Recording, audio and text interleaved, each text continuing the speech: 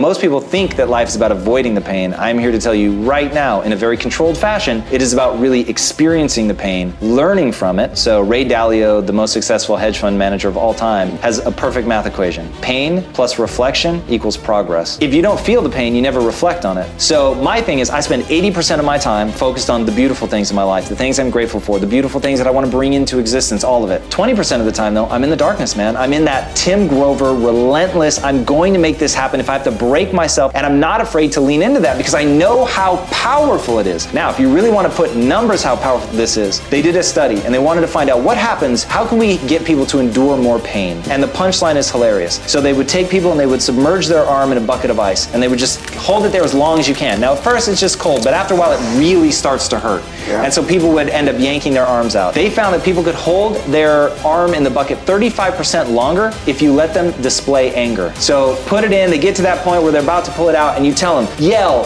cuss, do whatever you need to, and they'd be able to do it. Need motivation? Watch a top 10 with Believe Nation. Hey, it's Carmichael, and I make these videos because the thing that saved me as an entrepreneur was watching the stories of other successful entrepreneurs, and I learned from their advice, I learned from their motivation, and honestly, I have no idea where I would be if I didn't have those videos to inspire me.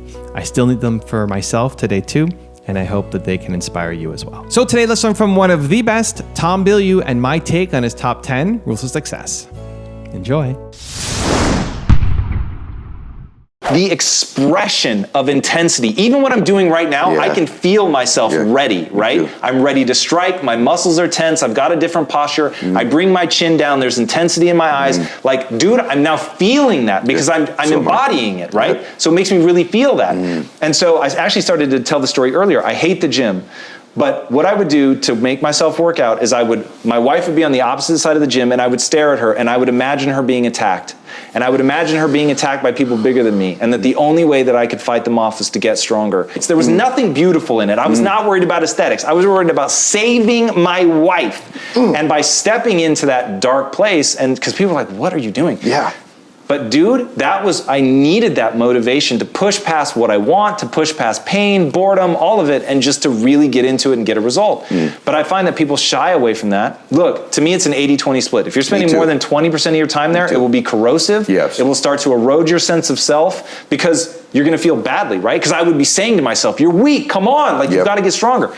If you spend 80% of your time doing that, that sucks. Yes. I don't wanna live like that. Right. But not being able to dip into both, you'll just never hit the level of extraordinary. You may be fine, you may even be good, but you're never gonna be great. Rule number 2 is solve problems.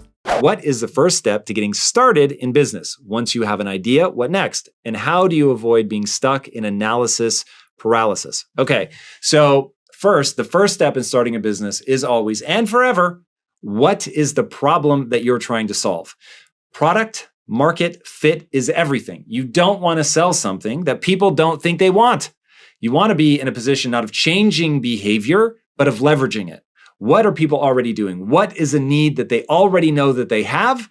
Then the game just becomes awareness. You're just needing to make them aware that your product exists, and you're in the business of getting people to try it. And if there is a known problem and your solution is actually awesome, and the holy grail of holy grails, that there is some part of that value chain that you can give away for free so that people can try it and see for themselves that, oh my God, this is actually better than everything else.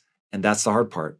People want to think that there's a business trick that they can learn and that they're going to be able to build this massive success. The reality is, every successful business was better at something that mattered than everybody else. You need to get very comfortable with that. That's why I'm so glad that there was no social media when I began. There was no way for me to get in front of a camera and try to build hype or persona. I had to build a product and nobody cared who I was. Nobody even knew who I was in the beginning. So I had to focus on what is the problem I'm here to solve? How do I solve it better than anybody else? Let me get this product in people's hands, get them to try it, and then knowing that trying my product was the best marketing ever because we made sure that the product itself was awesome. Now, when you do that, now you've really got something. And if you don't have that, then don't start a business because it is going to be way too difficult. You don't want to end up chasing your tail. You don't want to end up trying to create a market or get people to behave in a new way, which will finally make your product make sense. You want to hone in on an area that is underserved. A need is not being met with a customer that you completely understand, with a product that is better than everybody else. That's the goal. Now, once you have that idea and you're like, this is it, I know this is the one, boom. Now we're going to go to social media. Social media is going to give you the ability to get people to know about your product, to add value to people's lives before you try to extract that value.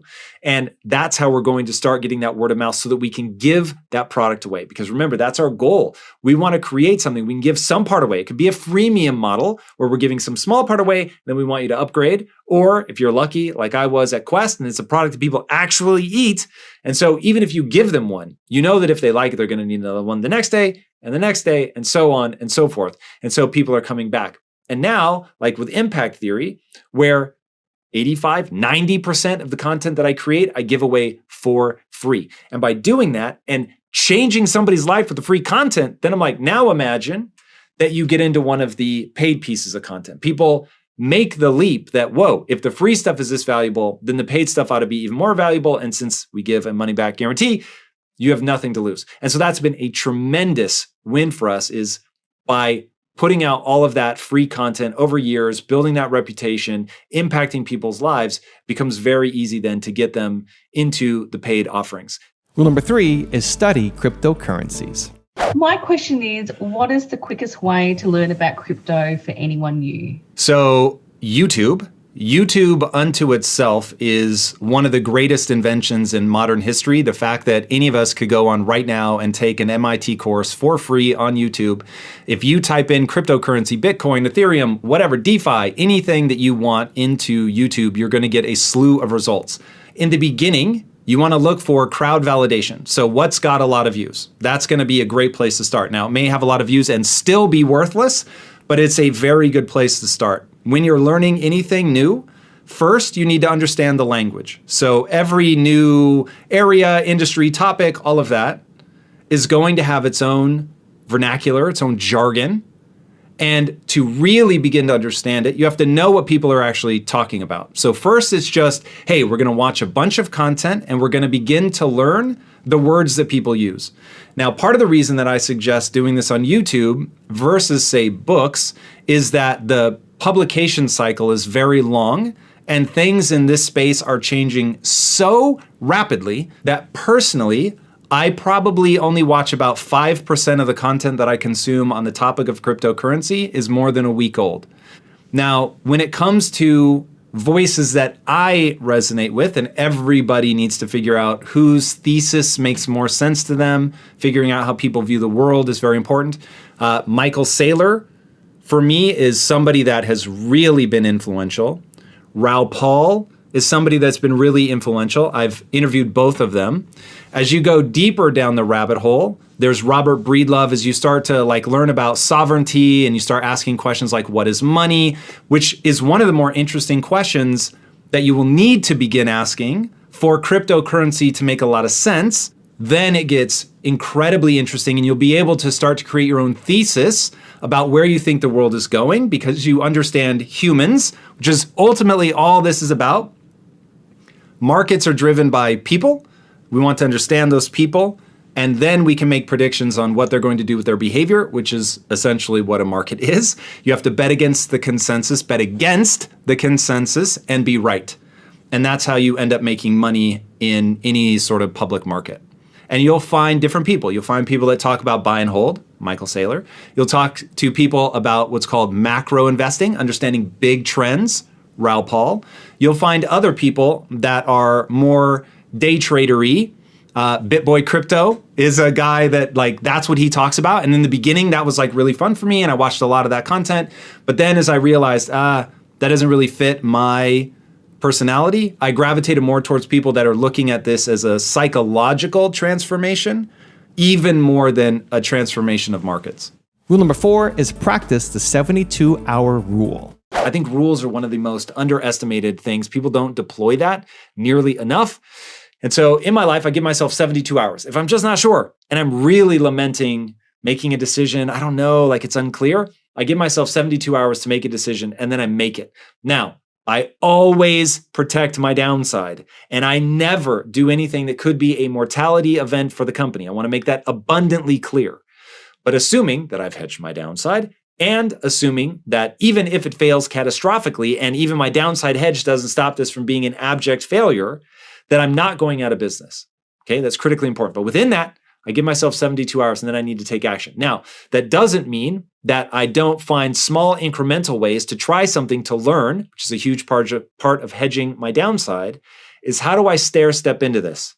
How do I put a toe in and then a foot and then up to my knee and then waist and then all the way, right? And there is usually a way to walk into that where you're not, biting off something that's going to take you years and cost millions of dollars before you'll even know if it's going to work. So finding that incremental way to figure something out and having that rule in your life that you take action, plain and simple.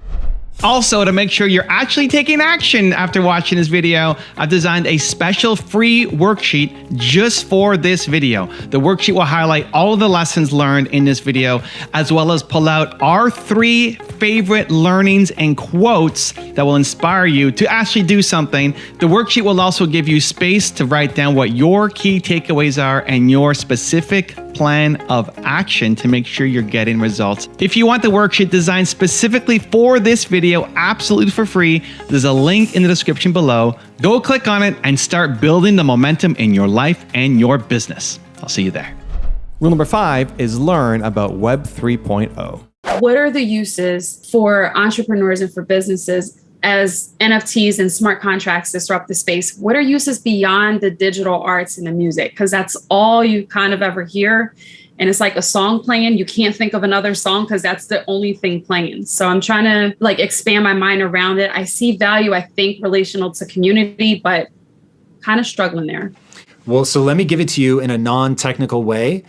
Here's what the Web3 revolution is. It is allowing the community to capture the long tail value of the products and companies that they support. That doesn't have anything to do with music, doesn't have anything to do with art. Now, it may be that those are very easy examples to give to people, and it certainly is the case that art has just taken off because the blockchain allowed for digital scarcity, which allowed people to capture the energy of artists that otherwise would never have created art. It allowed artists to market to a global audience because they don't have to ship anything. So it literally changed the dynamics of the art community overnight. For impact theory, it took us from thinking in terms of creating plastic products that represented a character in one of our stories to representing that character digitally. So don't think of us as art, right? Think of us as we made virtual a physical item. Now, what that's going to be for any other business is a question mark. But I will say that creating some sort of loyalty program, being able to gamify your community, that's one of the biggest no-brainers ever. So in the future, I promise you that when you go to Starbucks, it's going to be something on the blockchain that you'll have. And by the way, you can rack up your cards and then sell them. If they do like Christmas, whatever holiday gifts that are only available to people that have racked up their card and other people really want that, but they don't want to have to build their card up, there will become a secondary market for things like that, just like there are secondary markets for gift cards.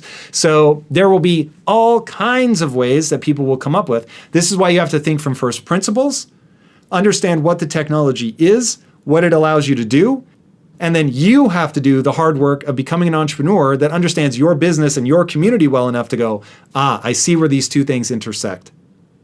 Please don't sleep on this moment. The reason the rich get richer is because the system is designed to reward people who hold assets. But the government makes it difficult for people to hold assets. So you actually have to qualify to be able to hold certain kinds of assets, which is crazy to me. And how do you qualify for it? By having $1 million. That's nuts. So the traditional market, there's a massive amount of value that happens before it goes to an IPO. Once it IPOs, then the public market can address it and anybody can get access to it. Most people find that market confusing anyway, but at least then you can have access. But there's this whole period before that where only people who are an accredited investor can get into it. What's happening right now obliterates all of that. It's distributed. It's outside of, not outside of government regulation, but it's being treated very differently. It's like gold is the easy way to think about it. And just like anybody can go and buy gold, but because this is that sort of initial early phase, you can get in early. Again, do your own research. I'm merely elucidating why I think this is so important. That you can get in early on something that may end up being the biggest wealth transfer that anybody has witnessed in hundreds of years. This is going to be absolutely crazy. Don't take my word for it. Do your own research. But what's happening is super, super important. Please go and understand it. Don't ignore it. Don't be afraid to feel stupid. You will get past that. You just have to keep going. Just keep listening, asking questions, not being afraid to look stupid. There is no need for the rich to be the only ones winning. Please, for the love of God, do your own research. Figure this out. Get in on this. This feels so important. Rule number 6 is make smart choices. Here's the trick to managing both love and business. Step 1, you must choose well. Selection is 80% of the battle in romance. If you can't find someone amazing, masturbate and keep looking, because a bad relationship is worse than no relationship at all. That goes for business and love. Unless you want to split your company up in the divorce, don't mess up this step. It will be ruinous. A business will not bring you together any more than kids will. It will expose your flaws. Most of that is going to be intensely personal. You would probably hate being married to me, but my wife swears that she loves it. Now, maybe there's just no accounting for taste, or maybe we selected well. I'll let you guys be the judge, but here's a criteria that we've refined over the years whenever people ask this question. All right, number 1 selection criteria, it's gotta be love. It's a bit like pornography, hard to describe, but you'll know it when you see it. 2, you have to be committed to maintaining a thriving sex life. 3, you gotta be committed to the relationship as a whole. 4, you both need a growth mindset. 5, you have to share most of your values. You're not gonna share them all, but the vast majority you should share. 6, on balance, they need to be your equal. You're gonna be good at different things, but they need to be your equal. 7, on balance, they need to be emotionally stable. We all fluctuate, but on balance. 8, they need to play a different role than you. It needs to be a complementary role, but they need to play a different role. 9, they need to legitimately want you to be happy. 10, they need to take full responsibility for their actions and their emotional state. All of those are important, but Lisa and I's secret weapon is that we both have a growth mindset. We focus on the relationship and we are constantly trying to improve. We've always been receptive to critical feedback because our goals are clear. That's incredibly important. And we understand that to achieve our goals, we have to constantly be getting better. Constant, never-ending improvement is required if you want to make meaningful progress in your life. Now, if you or your partner doesn't already have that mentality, stop the video now and go address that. You simply will not succeed working with your spouse if you don't both have a growth mindset. I'm telling you right now, you're not good enough to pull this off yet. Rule number 7 is be disciplined. Every year around the holidays, I find it super challenging to be with friends and family at all the various parties and gatherings with all the cookies and cakes and alcoholic beverages and not let everything go. Last year, I lost a whole bunch of weight. This year, I want to try to keep some of it off. Do you have any strategies for maintaining some discipline during the holiday season? Thanks. I do. All right, so I have exactly one strategy for maintaining the rules in my life, and that is bright lines. Now, full disclosure, because I am so disciplined in my life, during the Christmas period, I completely let myself go ham. And the only thing that I steer by is physical suffering. So there's only so much junk food that I can eat before I begin to feel sick or get stomach cramps or my joints hurt. So that keeps me in check to some degree. But I don't want to give advice like I'm moralizing. I just want to, because all bets are off for me at Christmas, but I do want to give you the strategies that I would use, or I should say, I'm going to give you the strategies that I use year round that you can deploy at Christmas that will work guaranteed. It's just a question of whether you want the outcome badly enough to stick with it. So it is very easy not to have any alcohol. it is harder to have one alcoholic drink because, first of all, once you have one alcoholic drink, it lowers your inhibitions, which makes you more likely to have another one. So you are literally chemically more likely to make a decision to have another drink when you have one. So not having any alcohol, easy. Having only one, hard. Not having any cookies, easy. Having only one, hard. So I go in with bright lines. Now, for me, and this is where you have to translate for you, I'm so like fetishistic, if I'm honest, about bright lines and being able to, when I say I'm going to do something, I do it, that I could go in and say, cool, my bright line is that I can have 25% of one small cookie or whatever, so that I don't go looking for the biggest cookie I can find and have 25% of that. I could do that. Now, I probably wouldn't, if I'm honest. I'm either going to have fun, let loose, and have as much as I want, or I'm going to go in with bright lines. But bright lines will work no matter what it is, as long as you want the outcome enough to essentially torment yourself. Now, this is advanced class, so I'm saying what I would do is just abstain. And so I would set, let's say, if the Christmas period is 2 weeks, what I would do is pick a number of times, and let's just make it a number of meals to keep it easy. We're gonna pick a number of meals that we're going to let ourselves have fun. And then the rest of the time, we're gonna have just a binary, we're not going to do it. So we walk in and let's say over the 2 week period, I'm going to let myself go crazy 4 times.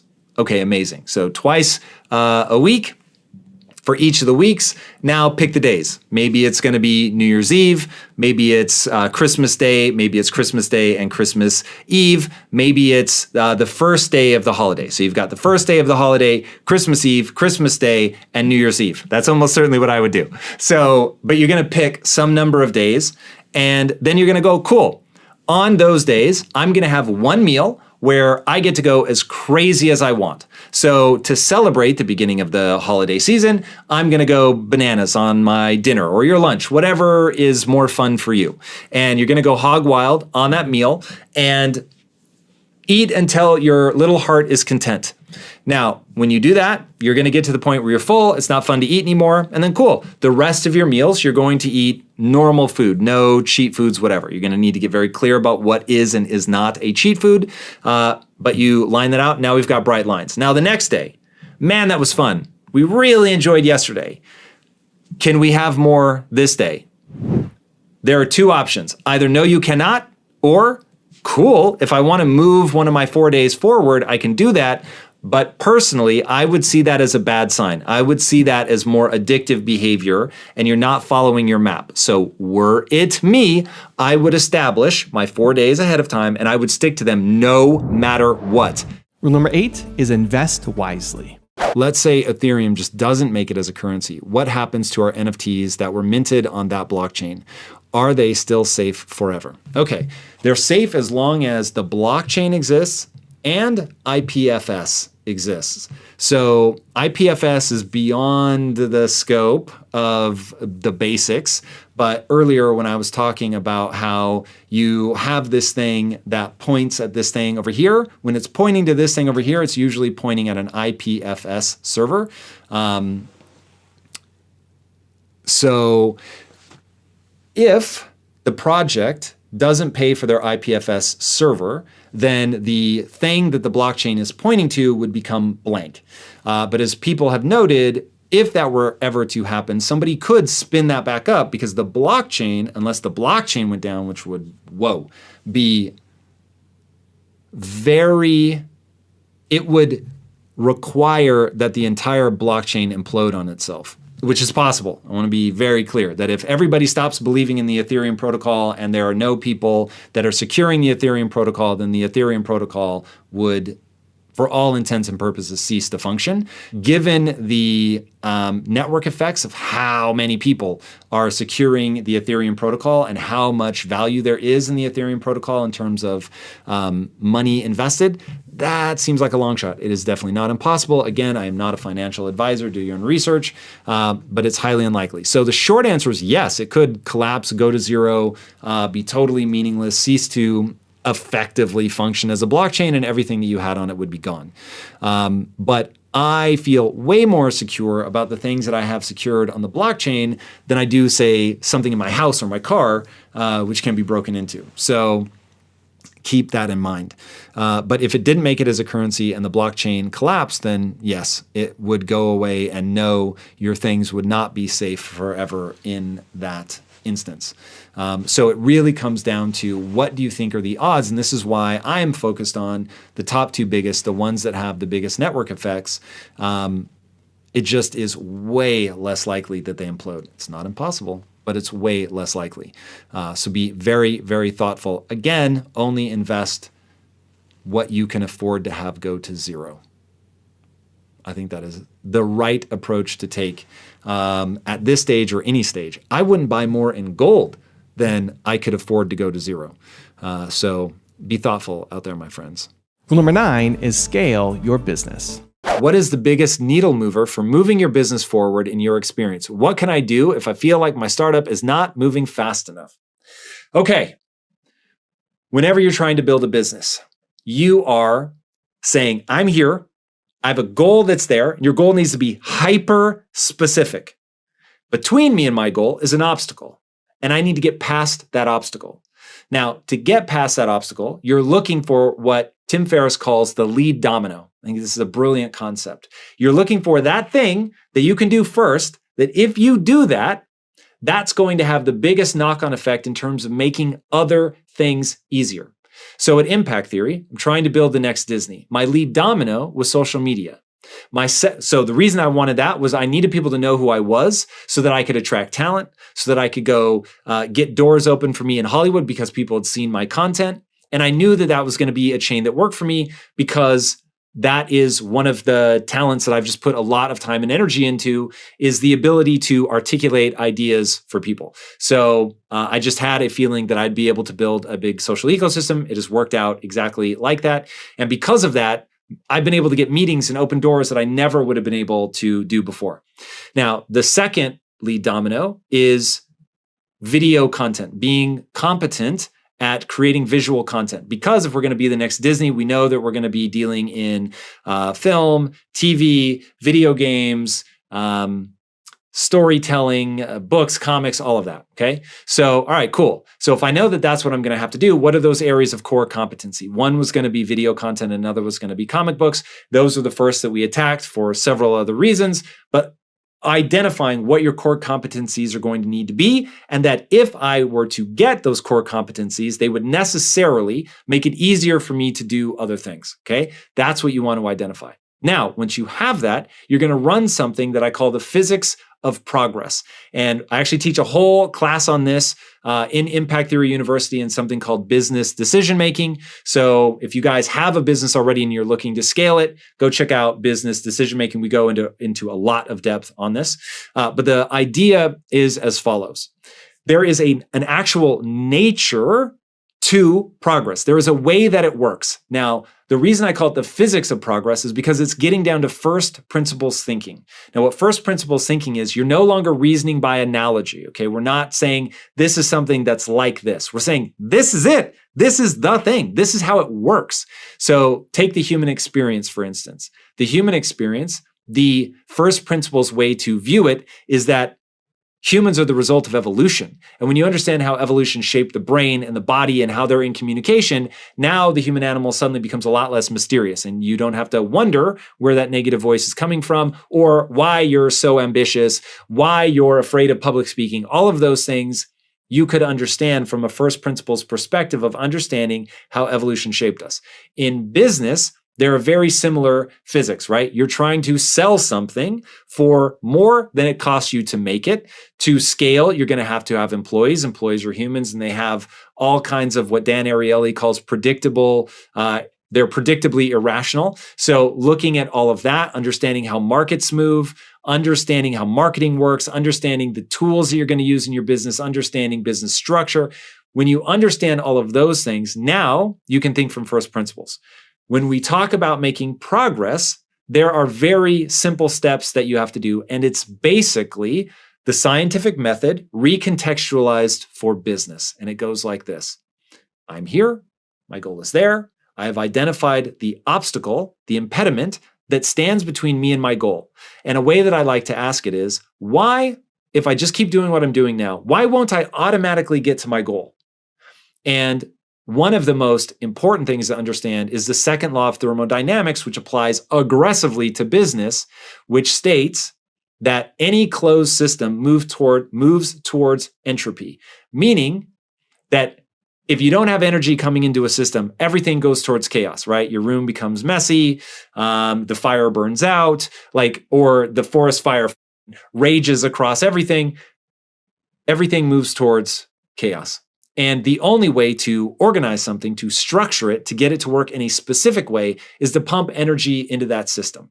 And rule number 10, the last one before some very special bonus clips, is enjoy your time alone. I have a question for you. I would love your thoughts, your suggestions around the holidays and loneliness and anxiety and depression and sadness, everything that's just ick that goes along with that. I am a single mom. I'm an empty nester, and I don't have a lot of family. Most of my family is deceased. So this year feels harder and it feels heavier. That being said, anything that you can suggest that would help me avoid ending up in the fetal position the entire holiday season so I could truly focus on what matters most in life. Thanks, Tom. Man, I wish we were together because I really want to know what matters most in life to you. So here's what I would do without knowing what that answer is, because certainly if what matters most is family, then we want to map out how and when are we going to be able to spend time with the family that we do have. So whether that's your kids and traveling to them or having them travel to you and figuring out how many days there are going to be of that, but really mapping this stuff out. Now, let's take a really hard approach to this. Let's make it like the just absolute dire straits issue. Let's say that every single friend that you have and every single family member that you have is unavailable and you're not going to be able to see them. All right, we're going to want to do a couple of things with our time to make sure that we're getting more energy than we're losing, that we're doing things that are fun, we're doing things that fill us up.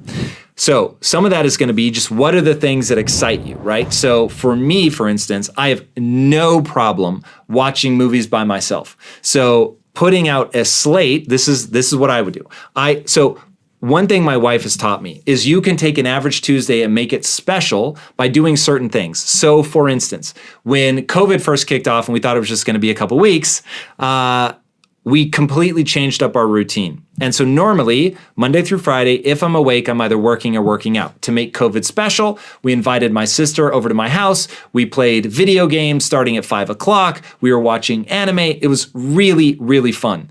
And just by breaking out of our routine and doing something that was more enjoyable, it completely changed the dynamic. So if you're not able to hang out with people, but there are things that you like doing and you can break yourself out of your normal routine, for instance, I would, if I were going to be alone, I would schedule out different Christmas movies that I wanted to watch, and I would schedule them out in a way where I couldn't change them.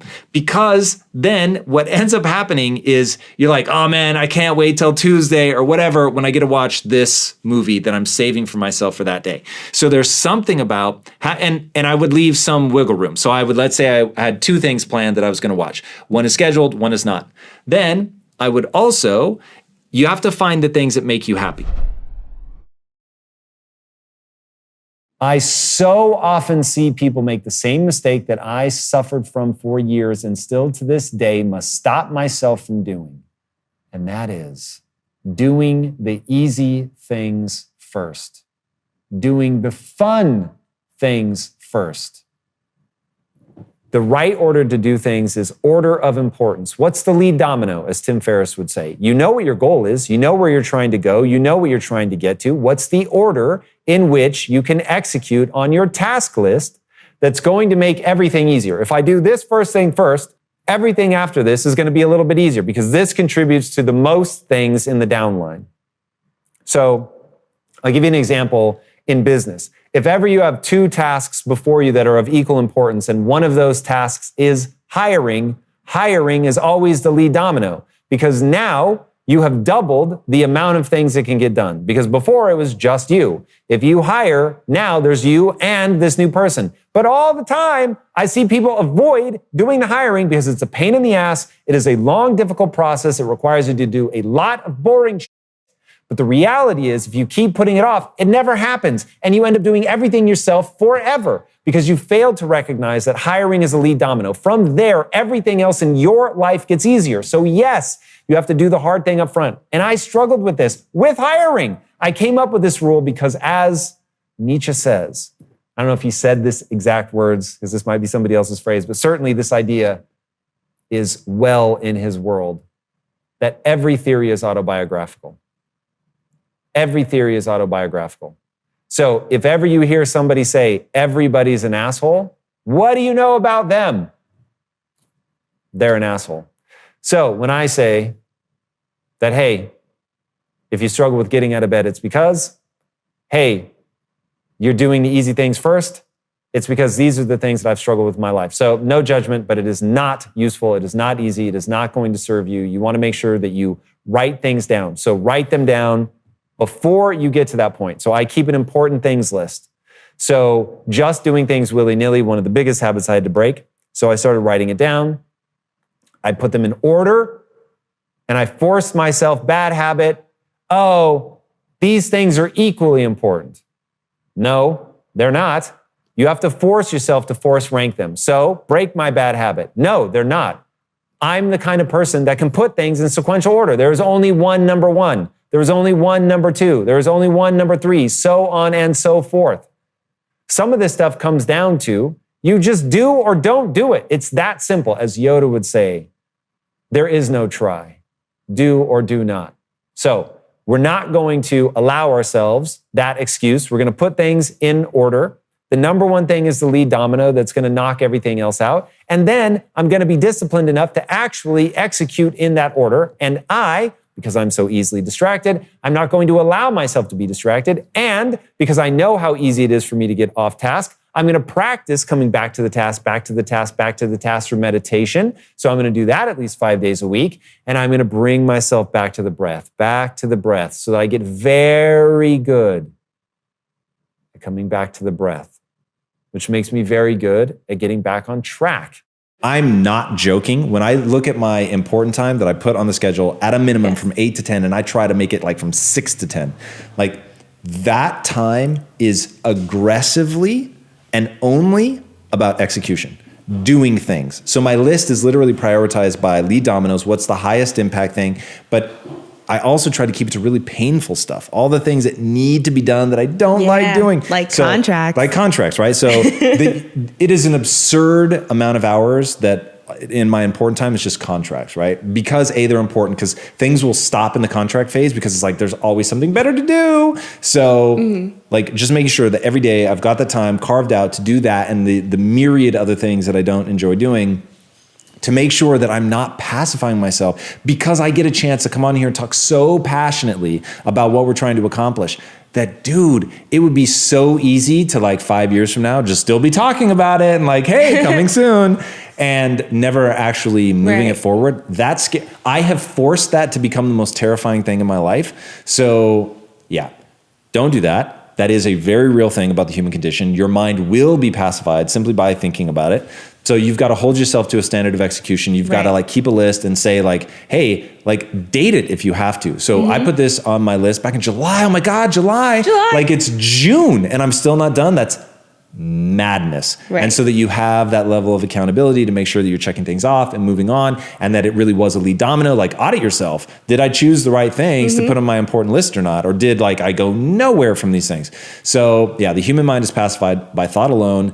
You're going to have to put things into practice to make sure that you're actually getting things done, and then audit yourself to make sure they actually moved you forward. Morning routines are one of the most important things that you can create in your life. And the reason is when you start the day, if you get early momentum going, the rest of the day is often going to follow in that. It's an idea called entropy. Everything moves towards chaos. And the only way to combat that is to put energy into the system. You are not going to wake up and randomly have a good day. You're going to have to structure your day in a way that sets you up to overcome all of the entropy, all of that chaos, all of the 1,000 things going to come at you on a daily basis that are going to knock you off course. And the easiest way to do that is to have a routine that you follow every morning, so you don't have to think about it, you don't have to reinvent the wheel, you don't have to wonder or think about what you should be doing. It's just right there. It is baked into the routine. So by doing that, now you can actually accomplish the most important things first. So the thing to doing your morning routine well is to optimize for what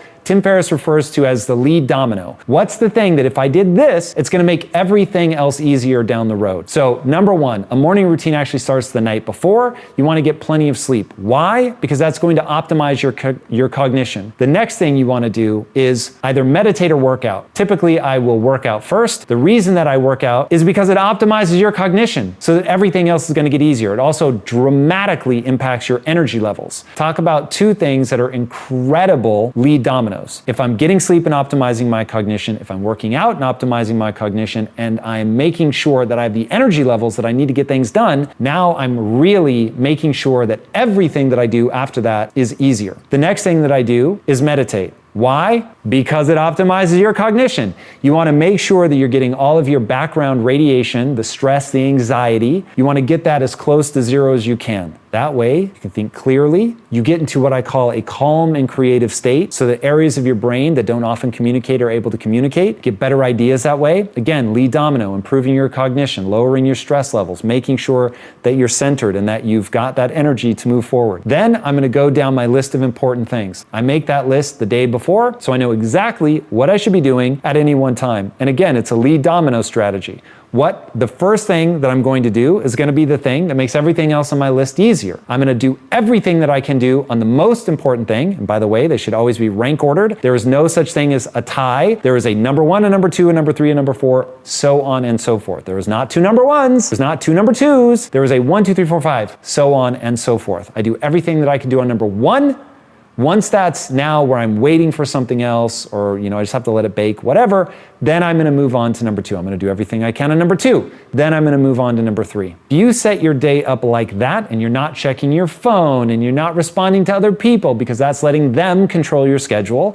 And what are the odds that somebody other than you knows better what you should be doing to make your goals come true than you? The answer should be zero, because if somebody else knows better than you, we already have a problem. It means that somebody else is paying more attention to your own life than you are. That would be problematic. Get that morning routine down, get that momentum going, do the lead domino strategy, make sure you're optimizing for energy and cognition. Absolutely critical. If you want to achieve anything amazing in your life, I can tell you right now, you've got to break your bad habits. If you want to achieve something incredible, step number one is to understand that the way that you break your bad habits is by letting them atrophy. So you don't spend a lot of time thinking about the bad habit and how we're going to break it. You have to find something new that you're going to put your time and attention into. Now, there is a bit of both though. So it's going to go like this. Step number one, you're going to pattern interrupt. You go to do that negative thing, you call it out immediately, you stop yourself in the middle of it. If you, let's say that you want to get in shape and your bad habit is midnight snacking, and you're so used to doing it that you sleepwalk out of bed, you open that fridge and you start cramming things into your face, and you get 4 bites into stuffing your mouth. Most people go,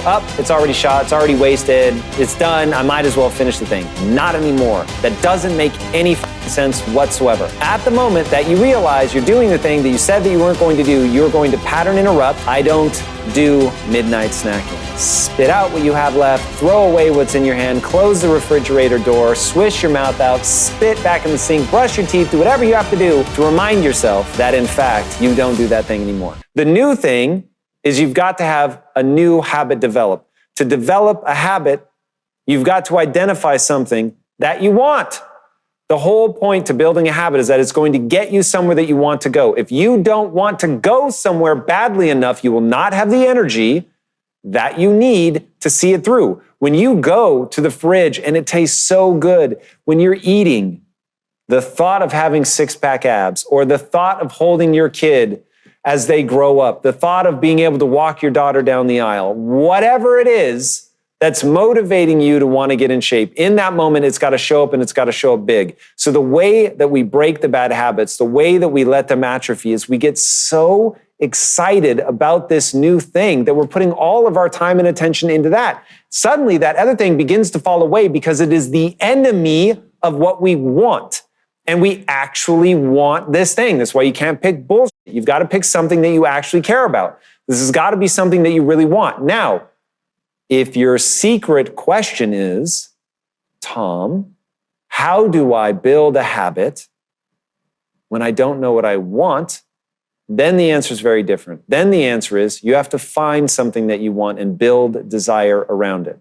Let me tell you, in my 20s, I don't know about you, but in my 20s, I was a mess. In my early 20s, I was so lost, frustrated, afraid, insecure, overwhelmed, paralyzed. I mean, it was a dark period in my life. That's the nature of your 20s. Now, in my 20s, as old as this is going to make me sound, in my 20s, the internet barely existed. So we certainly didn't have YouTube. There wasn't people putting out content that would allow me to recontextualize my world. The fact that you already know the quote that success is going from failure to failure to failure without a loss of enthusiasm, you were so much farther ahead than where I was. Now, I'm going to use an analogy of love, if I may. One of the things I find most interesting about love is that in love, you are opening yourself up to being far more easily hurt. When you are in love, it's a very vulnerable state. You have opened yourself to somebody. You've given yourself over in a way to that person. And now you are far more easily hurt. They know your insecurities. They could weaponize them against you. And when heartbreak comes along,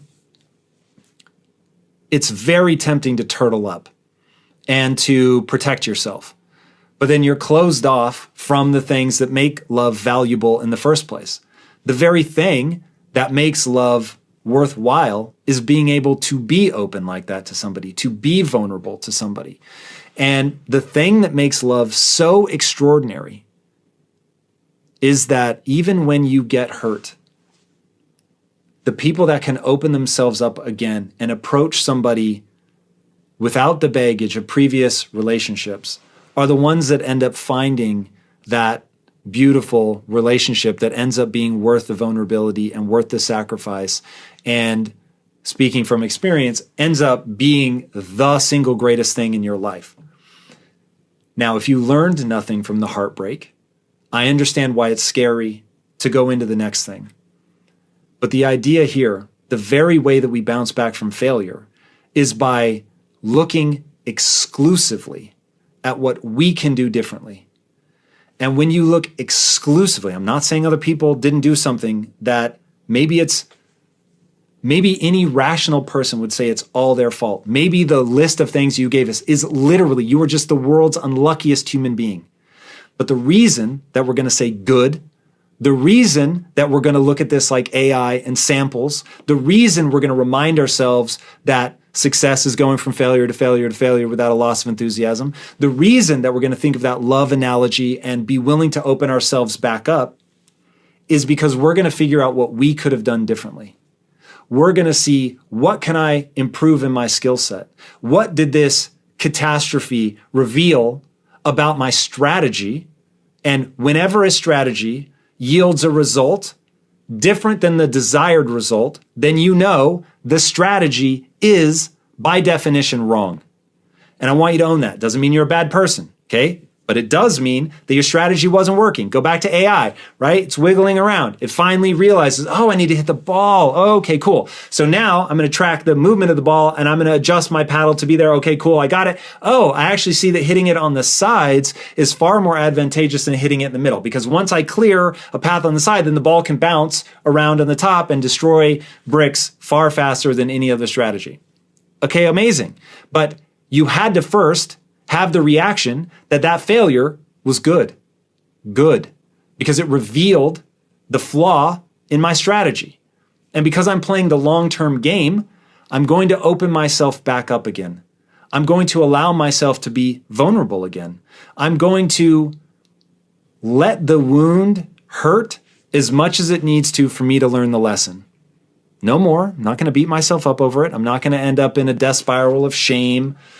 But I am going to recognize that I could do something different the next time and get a different result. That to run the same strategy and expect the result to change is, as Einstein said, the definition of insanity.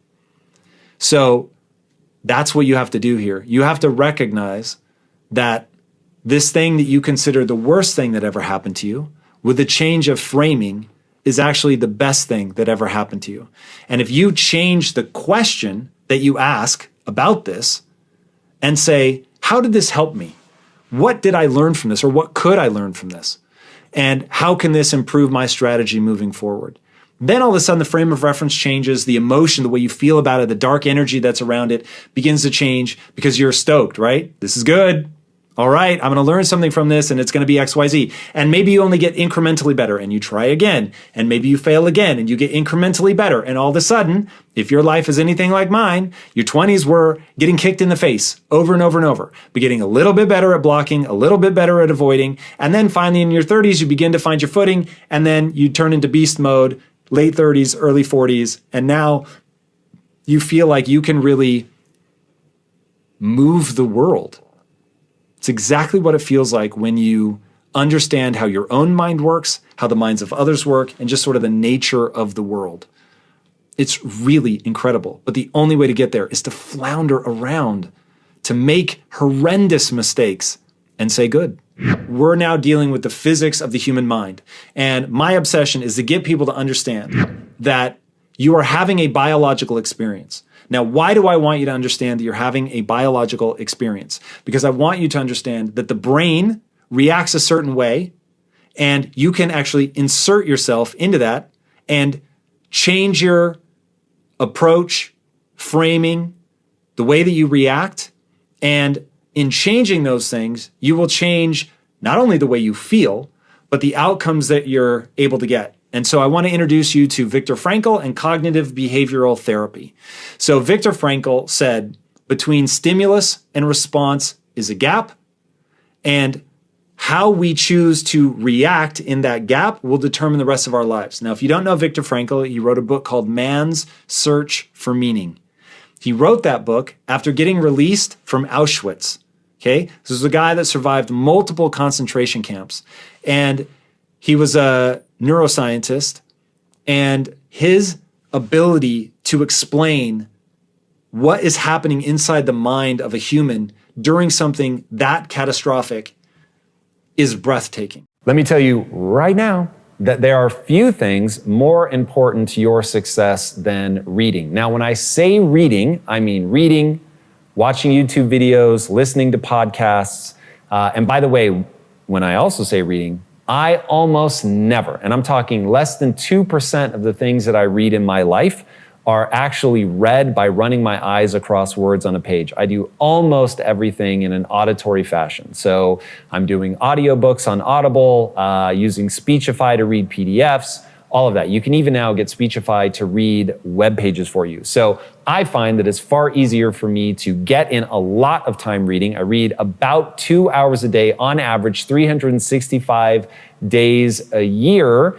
And the way that I'm able to do that is I'm reading in all of my transitional moments. If I'm brushing my teeth, if I'm moving around the house, if I'm lifting weights, working out, whatever, I am reading the entire time. Again, reading YouTube videos, podcasts, documents, whatever.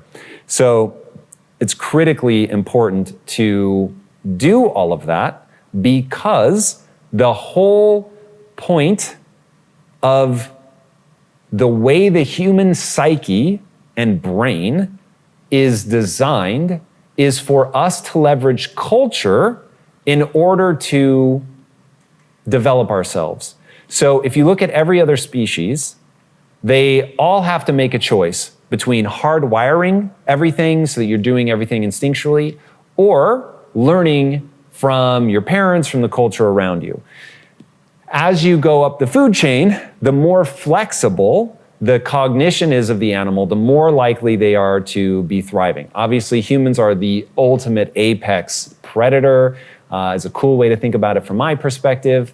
But certainly we are the most successful species. I think even certainly by biomass, I don't know if it's by number, but definitely by biomass, humans are the most successful creature on planet Earth. We outperform ants and other insects, which may have more numbers than us, but certainly we reign supreme in a lot of different ways. And the reason is that we are the most able to flexibly organize ourselves. So you can get ants that can organize themselves, or bees that can organize themselves in huge groups, but they can't do it flexibly. So we can come together and do this. There are multiple people in the room right now as we're filming this that do different aspects of this. Certainly the company, even more so, cities, states, countries. This is all people organizing themselves, but we can come together for a show. We can come together for government. The number of people that would be required to publish a book, the people that are cutting the trees down, developing the paper, developing the ink or an e-reader,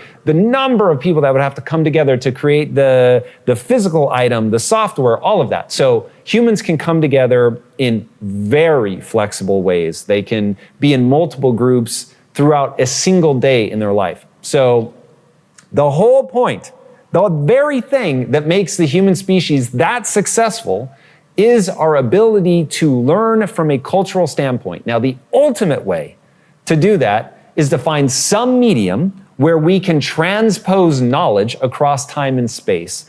And books were that first revolution. Well, I guess first there was story. So what you could say orally, not nearly as effective as being able to put things down in print. So you've got the Gutenberg revolution as the printing press comes online. Then you've got the next major one, which is the internet. And there will, of course, be more beyond that. AI is massive. I think Web3 is going to be massive. So there are these technological moments that allow this information to go far and wide. And right now, if you really want to get information in rapidly, you're going to be reading books, watching YouTube, listening to podcasts. It is massive. So the whole point is to be able to transform your potential into skill set. And so I want everybody to understand why this is so important. You don't read a book to check a box. You don't read a book to impress your parents. You don't buy a book to have it sitting on your shelf to impress people. You read a book to get good at something, to get so good that people can't stop you. I really want people to understand this. I'm going to crawl through the screen. Skills have utility.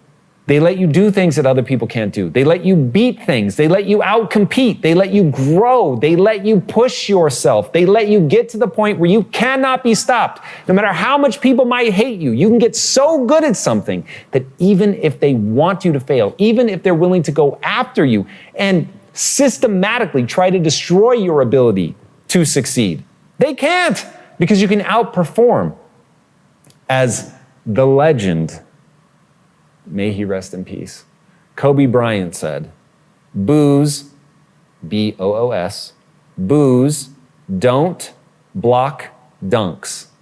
Booze don't block dunks.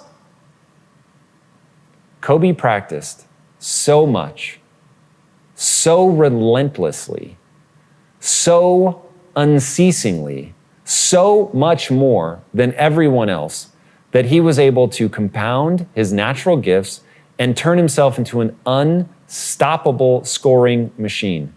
Think about this. The greatest scouts in the world were paid a lot of money to scour the world, the entire world, to find the best players on the planet. And then those best players on the planet were given the best coaches on the planet, paid a ton of money, with the sole intention of stopping Kobe Bryant from scoring on the basketball court. And yet, despite all of that, he scored 81 points in a single game. That's why I read. Because you can get so good at something, given the way that the human mind is structured, you will learn from that. Those things that you learn will become capabilities. Those capabilities will allow you to do things that other people can't do. And whether it's build a company, be a better parent, be a better teacher, whatever it is that you're trying to do, you can get extraordinarily good at that thing. And if you have a neurochemical imbalance, that really sucks. Like I can just tell you, looking at my mom, I'm prone to anxiety.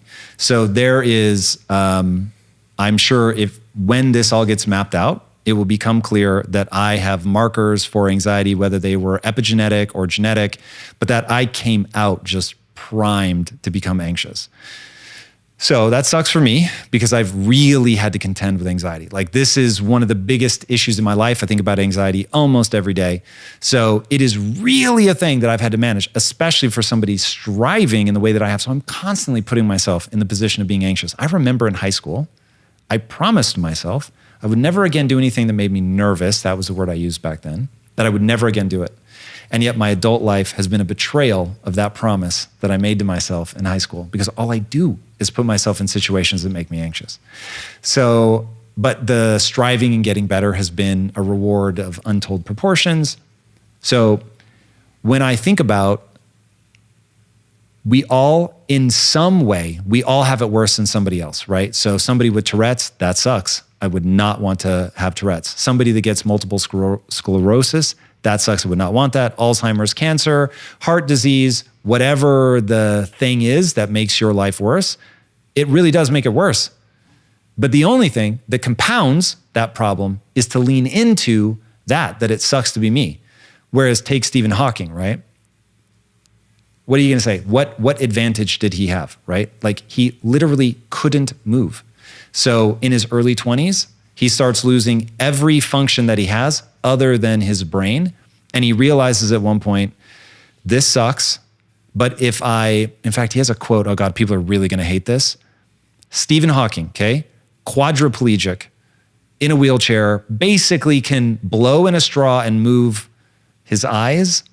I think towards the end, like he could only move one eye. I mean, it was crazy. So this guy, there's just not a lot he can do. He's been spoon-fed since he was like 30 years old, like crazy, crazy. Imagine not being able to like go to the bathroom by yourself forever, like every time. I mean, crazy. So this guy says, what I have found is that no one will help you if you don't help yourself. And it just is, man. We look at somebody who despite all of that is like trying to make contributions to physics, or that, ended up being his shtick. And he just realized that I can actually get help from people, but not if I'm not helping myself first. It's just something that we respond to. Are you optimistic? You talked about this cultural movement. I'm freakishly optimistic, but because I need a belief system that is both true and optimistic, I don't want to fall for traps. And if I paint myself a falsely optimistic view of what's real, I'll get tripped up. And so optimistic about that personal responsibility movement, everything. Are you optimistic that that will gain momentum? That it will lose momentum? It has lost so much momentum just in my lifetime that the pendulum is swinging so hard in that direction. So I don't know if it swings back in the next 5 years, the next 50 years. It will swing back. But if now we're going to really derail. But I remember as a 16-year-old boy reading about Roman orgies, and I was so angry because I was like, how is it possible that they were having orgies 2,000 years ago, and me now in like the mid-90s, like my mom would have a seizure. I wasn't allowed to go see the movie Basic Instinct. So it's like, I was like, how did we go in my 16-year-old brain? How did we go backwards? I was like, I feel betrayed by all the generations between Roman orgies and now. I was like, how did we end up here? It's cyclical. Everything is cyclical. And so once you understand the cycles, one, it can be a little daunting. So have you read Ray Dalio's book, Principles for Dealing with the Changing World Order? No. Oh, it's going to fuck up your sleep. So you're welcome. Thank you. But he outlines, he goes back, I think, to like 500 BCE, but he really focuses on the last 500 years. And he shows you, this is all a loop, and that there are only so many personality types, and you can just watch culture loop and loop and loop and loop, and cultures build up and then they crash down. The next one builds up and then it crashes down. And he's like, it's freakishly predictable. It goes in 6 steps, the cycle does. And there is not yet a society in the last 2,500 years that has avoided this cycle that lasts about 100 to 150 years. So the reality is that I'm like, I don't think we get out of this cultural momentum quickly. I think that the phrase, tough men make good times make weak men make hard times make strong men, and you loop and loop and loop and loop. And we have been in good times for a long time. And so I think I'm just gonna keep doing myself damage here. I think we've gotten soft. And I think because of that, we are headed for hard times. And I think the hard times will take care of any of the values and belief systems that aren't useful in the acquisition of skills. If you want to be successful, mindset is everything. The reason that mindset is so important is at the end of the day, only execution matters. So if you have big dreams, if you have goals, something that you're trying to accomplish in your life, you're going to have to execute against that. So why do I say that mindset is so important in that scenario? The reason is that ultimately, to achieve the things you want to achieve, I can promise you when you start out, you're not good enough yet to achieve that, and or you don't have the right plan. And so the way to refine the plan to actually do the thing that you want to accomplish, you're going to have to run through what I call the physics of progress. The physics of progress are very simple. They require you to have a hypothesis, which is simply your best guess. This is what I think I have to do to achieve my goals. Then you're going to turn that into something you can do. You're going to do that thing. It's going to fail to some degree. That's just the way it works. But failure is the most information-rich data stream on planet Earth. But to accurately assess the data and figure out what it's telling you about why you failed to some extent or why it was more inefficient than it needs to be, you have to be willing to stare nakedly at your own inadequacies, take responsibility for the outcome, not make it somebody else's fault or the economy's fault or whatever, any external force. If you're making it an external problem, you're never going to be able to learn the lesson you need to learn in order to improve your behavior so that you can then execute better and make more progress. That really is it. That's the physics of progress. Hypothesis. Turn it into something actionable. Run that action. Learn from the partial failure. Get a little bit smarter. Come up with a new hypothesis that is more informed. Turn it into something actionable. Run that. It will fail again to some degree. Figure out why by lowering your defenses, having a growth mindset, making sure that you are able to take on the responsibility. Now, why is that a mindset question? Why can't you just run that equation if it really is that simple? The answer is you have in your brain something called the psychological immune system. This is something given to you by millions of years of evolution. We should all be extremely grateful for it. And the psychological immune system's job is to make sure that you don't commit suicide. It is designed to make you feel better about things. It's the reason why you can mess up, make a mistake, and you can soothe yourself. Now, the problem is that the goal of the psychological immune system is not for you to achieve your goals. It's simply to make sure that you feel good enough about yourself that you can keep moving through life. Now, the reason that that becomes wildly problematic and is one of the most important things that you have to address in your mindset if you're going to be successful is because the number one tool that your psychological immune system works to soothe your ego is to make everything somebody else's fault. It is the fault of the government. It is the fault of rich people. It is the fault of not being born the right color, not being born the right sex, so on and so forth. It is making something the external problem. Now, here's the really bad news. Your psychological immune system is going to grab for a very valid excuse. Those things that I listed may all be true. They may really all be holding you back. The problem is you want to know what the right mindset for success is. And if you want to be successful, you are going to have to overcome an endless parade of problems. And to overcome the endless parade of problems, you have to have a way to take responsibility for what you can do differently to overcome those problems. Instead of being annoyed, instead of shutting down, instead of just pointing the finger, You want to adapt your behavior. There are certain habits that basically all wealthy people have in common that you guys can put to use in your life. And the first one is going to be the most controversial, but I could not feel more strongly about this. They make no excuses. They take total responsibility for their lives. In fact, many people that fall into that category will take responsibility for things that clearly don't even have anything to do with themselves. I have said many times, arguably the most controversial thing I've ever said, but I'm telling you, if you adopt this in your soul and act accordingly, it will change your life forever. You will become an unstoppable machine. If I, Tom Bilyeu, were hit by a drunk driver, I would blame myself. Not because I don't think that the drunk driver caused the accident, because blaming the drunk driver gives all my power away. And I can't do anything about them. I can't stop people from drinking. I can't control the way other people drive, but I can control whether or not I'm on the road. I can control how good I get at defensive driving, how much I pay attention and looking out, all of that. All of those things I control. So if you take control of your life and make no excuses, now you're in a solution-oriented mindset. And people that get wealthy, let me tell you right now, all they think about are solutions. How do I solve this problem? Because if you're wealthy, you must remember you're paid in direct proportion to the difficulty of the problems you solve. And if that's true, you better get very good at solving very difficult problems. And if you have something that's holding you back, like I'm not as smart as a lot of people, and that really pisses me off. But the reality is, pissing and moaning about it is not going to make me any smarter.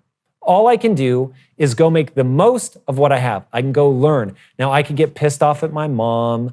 I could be angry at my dad. But the reality is that I am where I'm at from either how I was impacted as a kid in the developmental years, how I was impacted in the womb, my genetics, all of that stuff. But it's all done. The die is cast. There's nothing I can do about it. But there's 50% of my life that's completely malleable. And so I'm going to focus on that.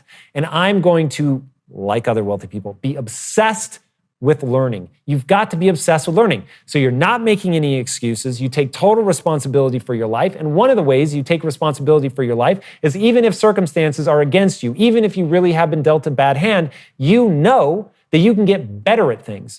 You have the only belief that matters. The only belief that matters is if I put energy and effort into getting better, I will actually get better.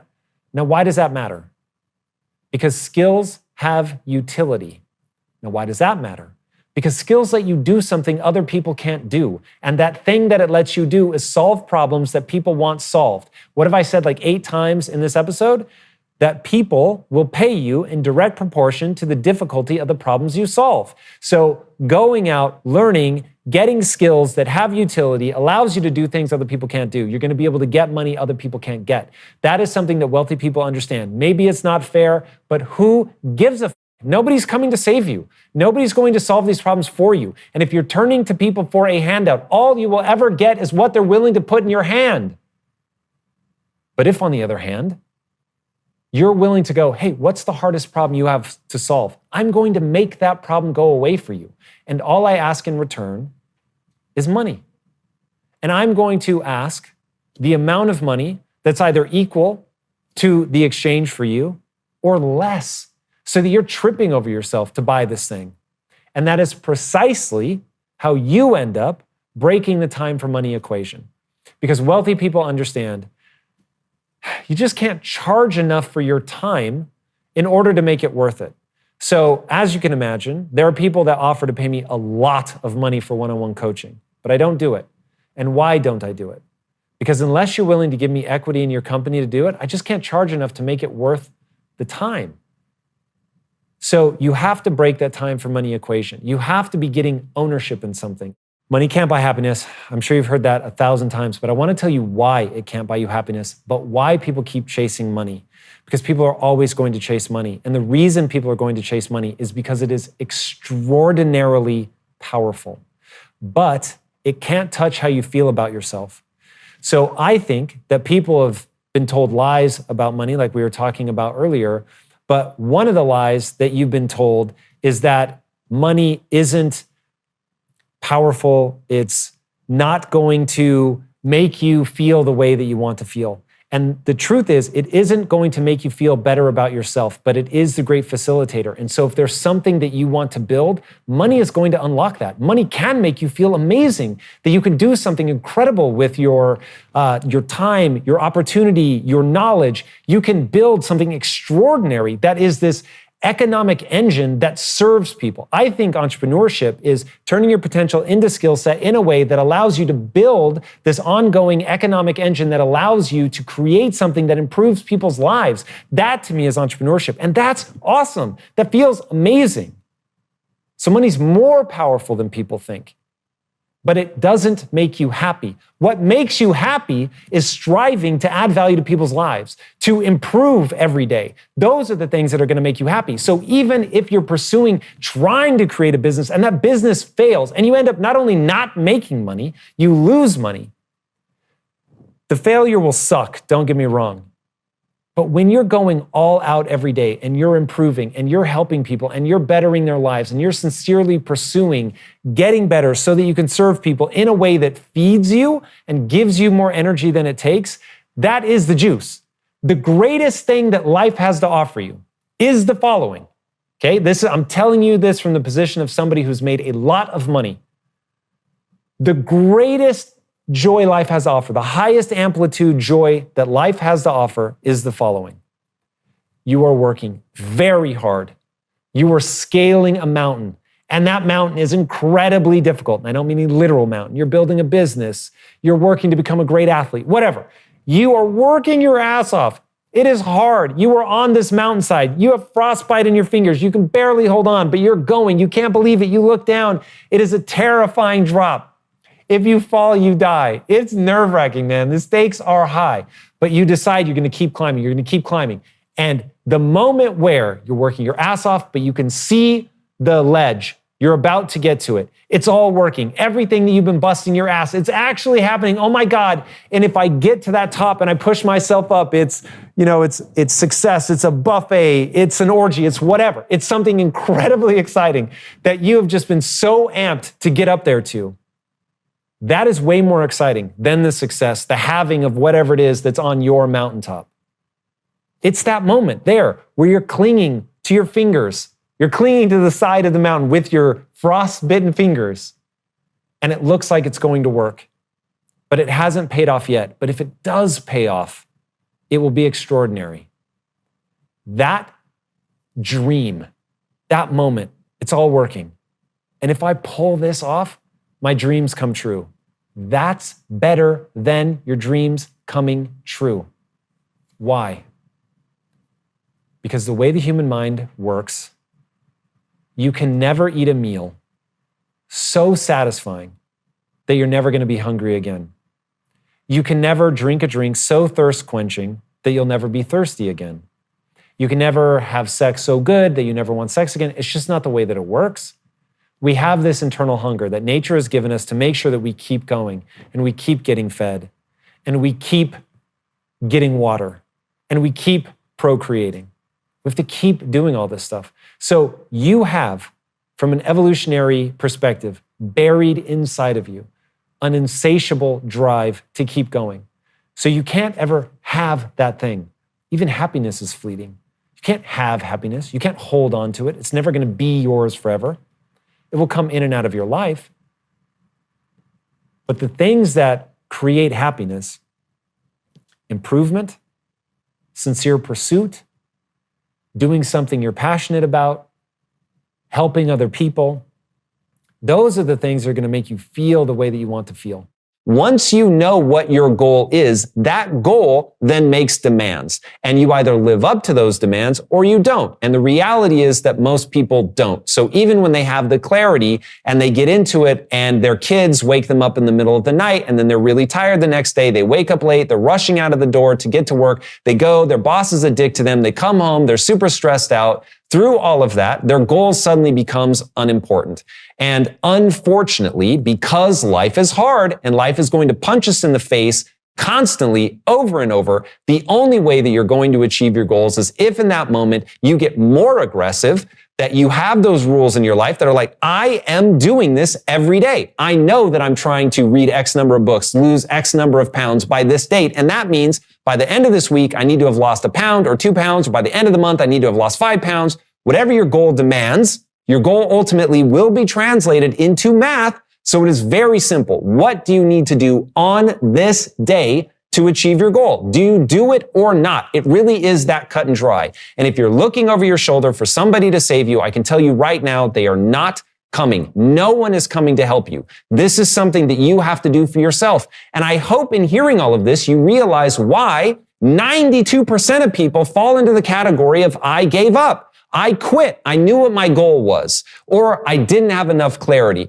but I didn't do the things that I needed to do in order to cross the finish line. It really is that simple. Now, the great news is it really is that simple. If you just draw those bright lines in your life, if you make those demands of yourself, if you say, I simply must do this to be the person that I want to be, and therefore I am going to do it, even when it's hard, even when it sucks, even when it's boring, I'm going to keep doing this. And let me tell you right now, even though what I'm talking about is achieving goals, I promise you one thing. If you set a goal and you achieve it, you will gain respect for yourself. And there is nothing that matters more, and I mean nothing. There is nothing that matters more than how you feel about yourself when you're by yourself. So if you structure your life in a way where you set a goal that is 2 things, exciting and honorable. Exciting to you, you just want to do it. Other people don't have to tell you to do it. You just want to do it, right? It goes back to the whole thing. You've got to want it badly enough. And if you want it badly enough, then you're going to stick with it. And if you don't,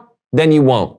Do I still want to strive enough to make it worth not going and doing that peaceful, stress-free life, which for me would be writing, just write full time. I have enough money. I never need to work again, ever, not a single day in my life. So every day that I choose to go to battle, I'm choosing to go to battle. And so the second that the answer is no, it isn't worth it anymore, then I would go do that. And I would just write. And knowing that I have that in my back pocket is extremely liberating. So I know at any time I can stop, I can detach, I can not continue to pursue this. And that has allowed me, it's like this magic trick that allows me to carry a lot more weight, to deal with a lot more stress, because I know every day is a choice. And so that allows me to have fun. It allows me to remain playful. It is like when I think about how much stress I've taken on in my life with business, I wouldn't have been able to do it if I couldn't imagine a life that would be just as awesome. And so there is a parallel life where I'm a writer and I chill and spend time with my wife and, whatever, learn languages and just travel around, whatever. Like that'd be awesome. I would love that. So I just love this one a little bit more. But if this diminished in its joy, I've got this other thing that would be so dope. So yeah, I don't have any sort of like, oh my God, what would I do? And I remember, so I've proven this stuff to myself. And look, never teach something that you're not living it. That every word out of my mouth, I live. And I realized that I could very easily just detach myself from the success, the achievement, the whatever, because when we left Quest, it was like, just done. And it wasn't hard for me in the slightest. Like Lisa really was part of her identity. So for her, having been a founding member of Quest, like it was hard. Like, in fact, I still think she sees it as like her child. Whereas like people will almost remind me, oh yeah, that's right. I did build Quest. I don't think about it. It's not a part of my identity. It's just not, my brain isn't wired that way. I don't cling on to things like that. So for me, it's like, I want to feel good about myself when I'm by myself. I want to have fulfillment and I want to do things that I love in and of themselves. And because, and this is the one thing that haunts me. In fact, this, like I say this and I think people think I'm kidding, but I actually worry about this in myself. So I have one thing in me that is problematic. It's the very thing I have to struggle against in business. Like I'm constantly having to course correct. When people hear me teach the opposite of this, is because it's the lesson that I need to constantly remind myself. I really believe you can do anything you set your mind to, but not everything. And that really bothers me. And I'm not sure why, but something in the way that I view the world, my belief system, my value system, the natural rewards that I get for, like even in this podcast, we've covered a lot of weird things. And I can talk pretty deeply about a lot of different topics because I love that. I want to be able to go deep on a lot of different things. I don't want to do just one thing. And so that is the one thing that haunts me is I could give something up and go do something else very easily. My identity is not tied to this, that, or the other. But I want to do everything I want to do. Why? The question I get asked the most is, Tom, how do you find your passion? And I walk people through the process. You don't find it, you build it. Now, one thing that I worry about is because all of our minds are different, and because there's a region of the brain that I just recently learned about for determination, where they can hit you with transcranial magnetic stimulation, hit the region of your brain that deals with determination, and you'll be like, I can do it. I know I can do it. What can you do? I don't know. I just know I can do it. So they can actually trigger this sense of like, I won't stop, I'm gonna do it. But you have no idea what it is that you're not gonna stop doing. So there's all these weird things. So anyway, there's a region in your brain for motivation, which only reinforces this idea in my head that maybe I'm just really good at building desire. And so over my life, I react to things very strongly. And then when I like something, I pour myself into it and I remind myself how much I like it. And I tell other people how much I like it. And I do it in this embodied way where I get really excited. And so I've reinforced all these things in my mind that I really like. Like I really like Japan, man. I really like anime. I really like manga. I really want to make like those essay anime videos that people do and like get into some really obscure anime. And I want to watch every anime on Netflix and like write books about that and write books about why as a storytelling format. It's just different, man. Like I'm obsessed, but I also want to learn Greek. That would be dope. Learning Greek, like with my wife, I'm super passionate about that. At one point we were gonna move to Greece and I was gonna learn. I promised myself at one point I would get published in Greek, like this whole thing. I also wanna write a book. This mindset stuff, man, it's really like a big thing for me. But by the way, nothing gets me like storytelling. So I really wanna tell my stories, but I also like video games. So it's like, yo. So all of these things speak to me at a level that's like screaming passion, where I am passionate. I could live an entire life where I was an anime scholar. I didn't discover anime until I was in my 40s. But now I am not kidding. I could become an anime scholar and live an extraordinarily joyful life. So I have to be really thoughtful, and people that take my course hear me say this a lot. You're standing in a room with 1,000 doors. Your job is to close 999 of them. The problem isn't finding a door to walk through. It's shutting the doors and only walking through one. That's the hard part. And so my life has been a never-ending series of frustrations that I can only really excel at one thing at a time. But it's not confusing to me that every 10 years I've completely reinvented myself. Inside of you right now, based on the things that you've encountered in your life, there are areas of interest. That's it. You're not going to go inside and discover that you have this hidden passion or purpose lying within you. What you're going to realize is that you have areas of interest. You're going to engage with those areas of interest. Those areas of interest, then why they're turned into something that you're legitimately fascinated by.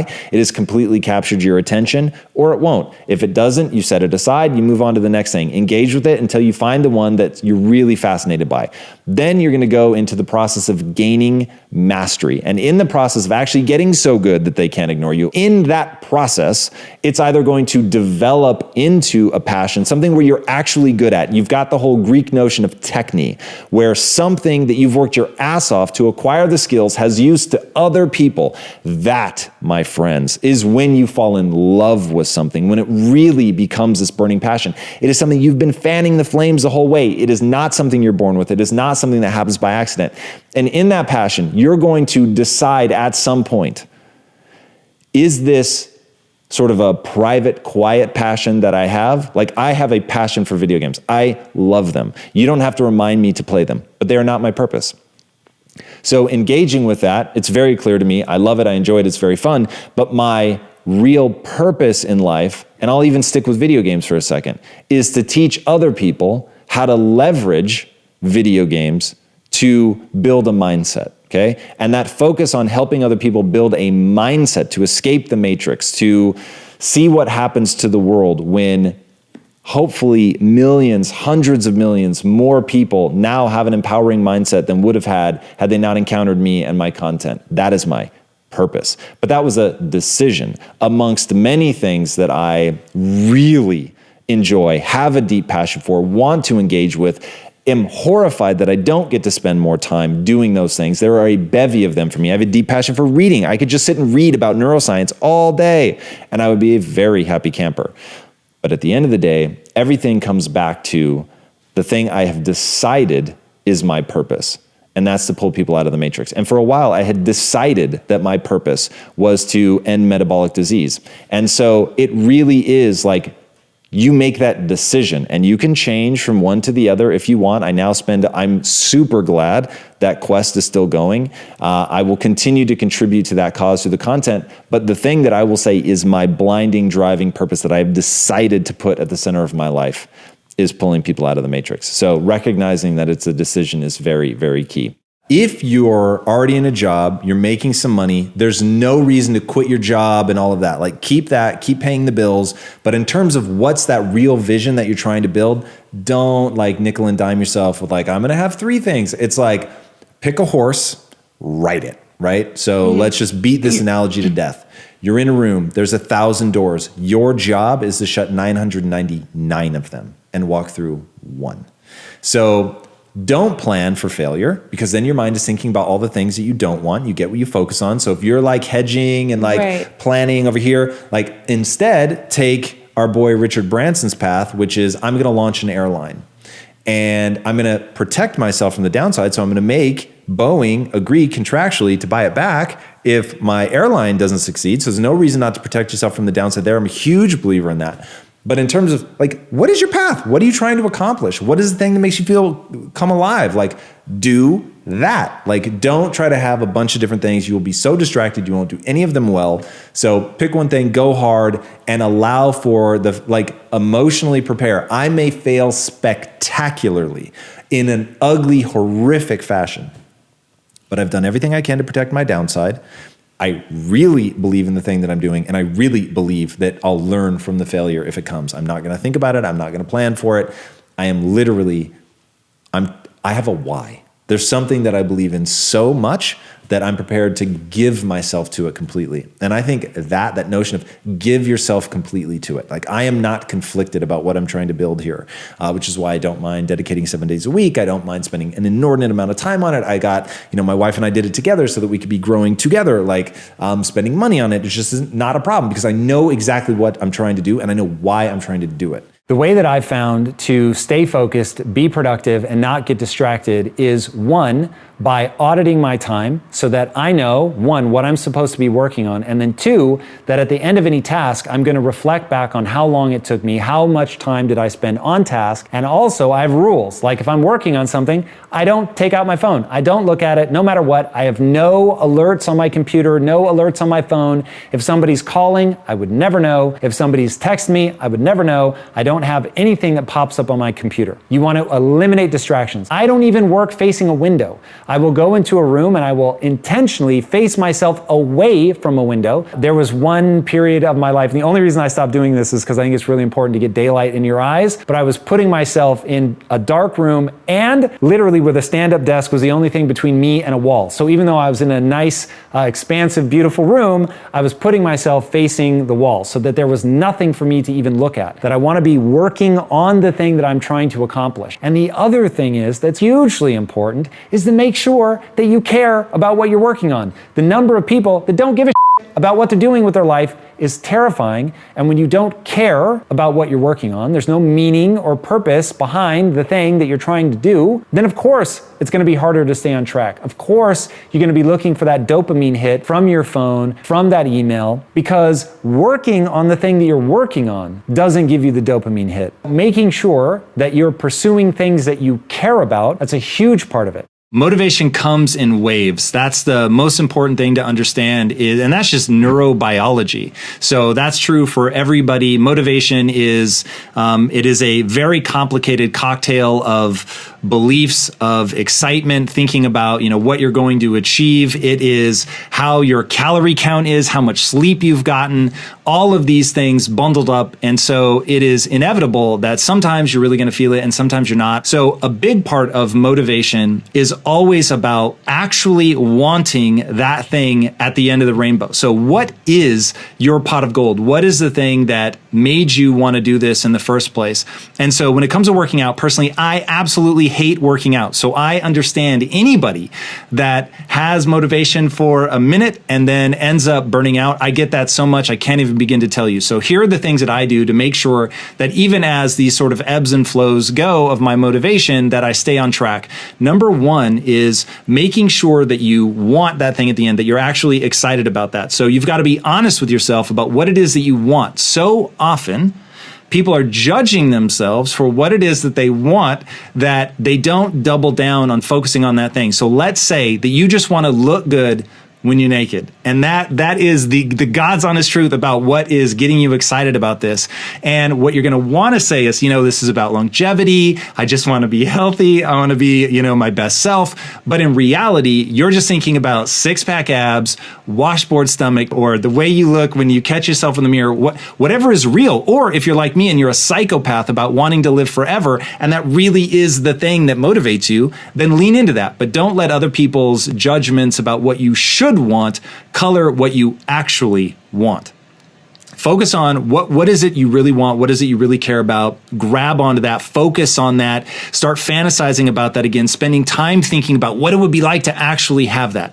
Because you said a word in your question that I want to take exception to, which is that you want to find your motivation again. You don't find motivation, you build motivation. So we're going to build that motivation back up by admitting what we really want, by focusing on it and getting hype about it. And then we also want to find a way to really fall in love with the process. So what is it in the moment, in the act of actually working out, that you can get into? Is it the getting stronger? For me, that was huge, like knowing that I was getting stronger and I needed to associate something with that. You want to have a self-narrative around showing up and doing this thing when you know other people can't, they won't. During COVID, during lockdown, they're getting worse, they're getting weaker, you're getting stronger, you're getting better, and people are so weird about competition. But my friend, let me tell you, one of the most controversial posts that I posted recently, which I did not expect to be controversial, was that I was talking about business, but I said this is a competition, which is patently self-evident in my opinion. But being willing to compete with others and to have a self-narrative around striving and pushing and doing more than other people are willing to do, that will feed your soul in a way that I can't convey. And people that are afraid to compete, people that are afraid to lean in, people that are afraid to make huge demands of themselves, they will fall by the wayside to the people that can have that discipline, that get excited about pushing themselves, being accountable, being consistent. Because ultimately, those things lead to an actual outcome, meaning you actually do get stronger, you do get better, you look better, you have better longevity, better stamina, whatever it is, whatever that thing is that you're motivated by, you really can achieve that, but you have to be consistent. Now, I got motivated just answering your question, so I'm very hopeful that that motivated you as well. As a kid, I dreamed I'll be the provider, which made me feel very powerful, and I don't advise anyone to take for granted how powerful that is. Now, typically for a guy, but not always. But for a guy as a looking at the bell curve sort of right in the middle, I would say most guys, that gives them this sense of like pride and purpose and meaning, which do not overlook that. You have to process through it at a minimum. You don't have to accept it, but you have to understand it. And so that's always what I wanted. I wanted more than anything to be able to work so that you could stay at home. Not realizing that that would not be fulfilling for you, but I didn't even understand fulfillment at the time. So I get that, you're taking care of me, you're really allowing me to build the business, and I suddenly had this real like heartbreak for people who the husband and wife choose, the husband goes and works, the wife doesn't, they end up getting divorced, and the wife's like, what the f***? We had always agreed that I was gonna help you build your career, and now I'm having to start over.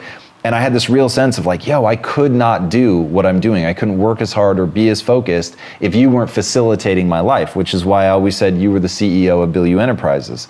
It's like, you were making sure that I was able to go do all of the things that I wanted to do, kept the house in order. It was like you would tell me where to be, when are we doing what, and all that. And that was incredibly, incredibly valuable. So to me, it was like, hey, this is working, this is amazing. Not yet understanding you're not being fulfilled. I see you start to take off. All the things that you were doing before, they stop getting done. There's a little sense of like, oh, whoa, like that meaning and purpose that I had before, it's not making sense anymore. And so now I'm losing connection to what I thought was my role, and I'm losing, you know, some very amazing perks of being in this relationship. And I need a red hot minute to get through that. And so I thought that I was like, you know, I'm not being as like, yeah, like do what you want, do your thing. And so I needed that second to reorient. What did that process look like in your mind to reorient? It was entirely the phrase. There would be nothing more, nothing would shatter my own values faster than not wanting you to be exactly what you want to be and supporting you every step of the way. So it was like, yes, you feel some kind of way about losing something that you had, both the vision and just, like you said, it's rad to have somebody who's looking after you 24/7. It's amazing. And so, yes, you're losing that. And yes, it doesn't feel good. And anybody that would ask you to be like, this is awesome, it's just not being realistic.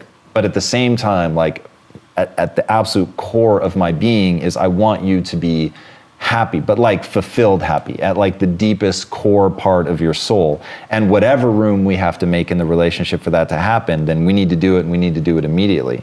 And that to me, man, that's just like, if you want your relationship to succeed in the long run, you really do have to put the bond, the pair, as the primary importance, right? You can't pretend you don't have your wants and needs, but you also can't pretend that the other person doesn't have theirs, and they are of equal importance. Like no matter, because at the time I was the breadwinner for sure. And so there was no like, well, you're the breadwinner, she should take the back seat. It's like, no, like whatever you're doing, half that is hers, she has earned it. So whatever you guys have, you need to make that space. And I really, really, really, really believe and view us as equals.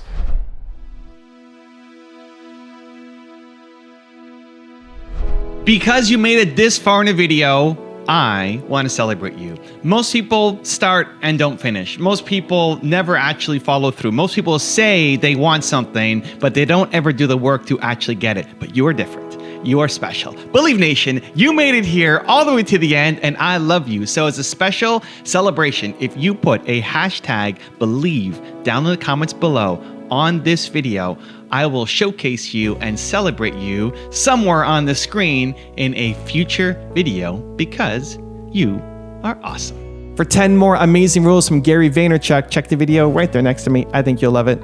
Continue to believe, and I'll see you there. When I fail, I have the enjoyment of leaning into my addiction of humility, and I love that I've learned and I don't have to make those same pattern mistakes in the future, so I double win.